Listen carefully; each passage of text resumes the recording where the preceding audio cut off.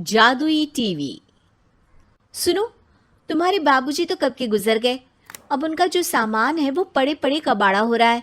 बेच ही दो, कुछ पैसे आ जाएंगी। बात तो सही है। अगले संडे फुर्सत में यही करेंगे। अगले संडे रोहित सारा सामान कबाड़ी को घर बुला के दे देता है। तभी उसकी नजर बाबूजी की पुरानी टीवी पर जाती है, जो इतने सालों तक कूड़े में पड़ी थी, फिर भी चमचमा रही थी। टीवी तो देखो, जैसे एकदम नई हो।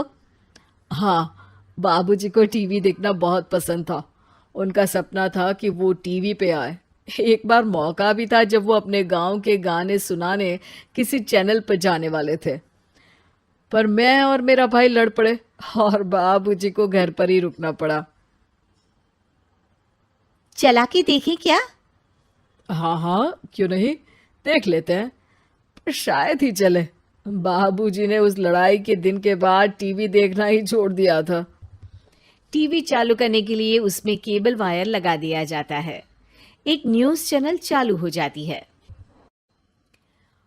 स्वर्ग की सीढ़ी के रास्ते हैं तीन, तीनों के तीन रास्ते हैं संगीन। पहला रास्ता है सांप की बीन, दूसरा रास्ता घर में बिछा कालीन, तीसरा रास्ता कलकत्ता से चीन। ये क्या बकवास खबर है, कुछ अच्छा लगा दो। अरे आप बोलो तो सही, कोई अच्छी खबर सुना देता हूं। मेरा तो काम ही खबर देना है। अरे बाप रे, टीवी बात कर रही है। हाँ, ये न्यूज़ वाला मुझसे। हाँ हाँ, आपसे ही तो बात करूंगा ना, आपके घर में हूं तो। अरे, ये सपना है क्या? तुम हमसे बात नहीं कर सकते? अरे सपना नहीं भाई साहब, ये टीवी जादुई टीवी है। बोलो, क्या खबर सुननी है, वरना ब्रेक लेने का टाइम आ जाएगा। सुप्रिया घबरा के टीवी बंद कर देती है। वो क्या था? अरे एक बार और चालू करके देखे, फिर से बात करेगा तो चैनल बदल देंगे। सुप्रिया फिर टीवी चालू कर देती है। अरे ऐसा कोई मुंह पे टीवी बंद करके जाता है क्या? मुझे बुरा लगा आपका नेचर। चाय पानी तो पूछो। सुप्रिया टीवी के बटन से चैनल बदल देती है। अब टीवी पर एक फिल्म चल रही है। अरे ये तो सूर्यवंशम है ना? हाँ, और ये ठाकुर को जहर की खीर दे दी और उसको पता भी नहीं है। ए भाई, खीर मत पीना, उसमें जहर है, मत पीना। ठीक है महाशय, जैसा आप कहें। हाँ। अरे, आपकी बात मान ली, पूरी पिक्चर ही अब तो बदल जाएगी।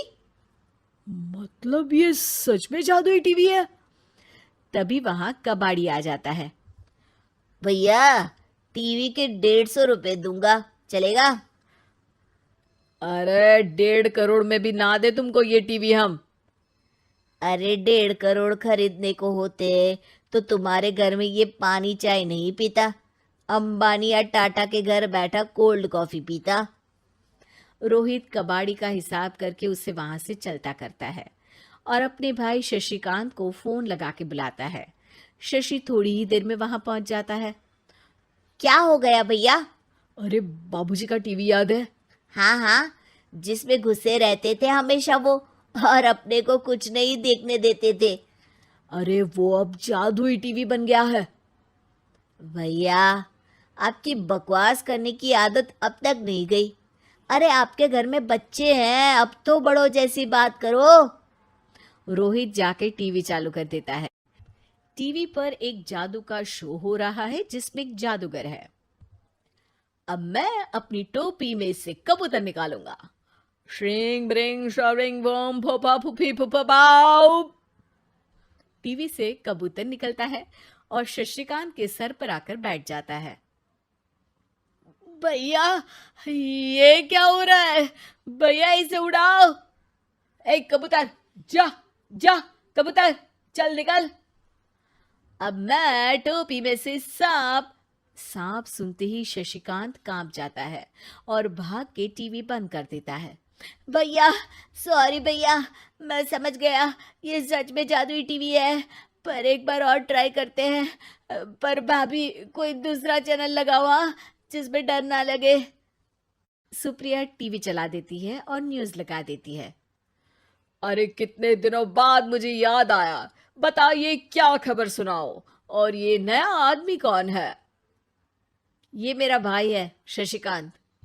ओह यस, वही है ना जिससे तुम लड़ लिए थे किसी बात पे, और तुम्हारे बुढ़ाओ पिताजी गुस्सा हो गए थे और टीवी को संन्यास दे दिया था। हैं?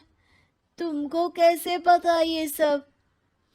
इस टीवी में रहने वाले आदमी से लेकर कबूतर तक को तुम्हारे बाबूजी और तुम्हारी बातें पता है, इसलिए तो ये जादुई टीवी है। ये टीवी क्या कर सकती है वैसे? तुम जो मांगो दे सकती है। कहानी बदल सकते हो, खबर बदल सकते हो, कोई चीज मांग सकते हो। अरे भैया, ये टीवी मैं लेके जा रहा हूँ। बाबूजी का लाडला तो मैं ही था ना। अरे ऐसे कैसे? मैं बड़ा बेटा था, अब तक मेरे घर में टीवी थी ना। अब तक कहाँ गए थे पिताजी के लाडले? तुम्हारी गलती का एहसास भी है।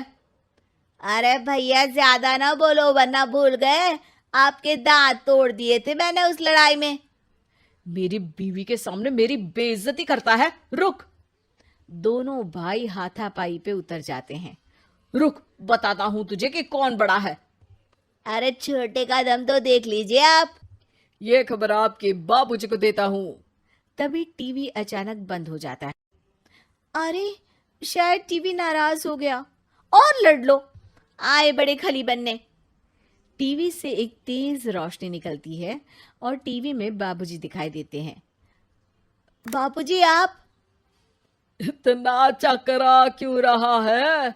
अपने बाप को नहीं पहचानता क्या? ये तो ऐसा ही है बाबूजी। प्रणाम बाबूजी। अरे चुप कर, तुम दोनों ही उल्टे हो। तुम्हारी वजह से मैंने टीवी में आने के सपने को छोड़ दिया, तुम्हारी लड़ाई की वजह से।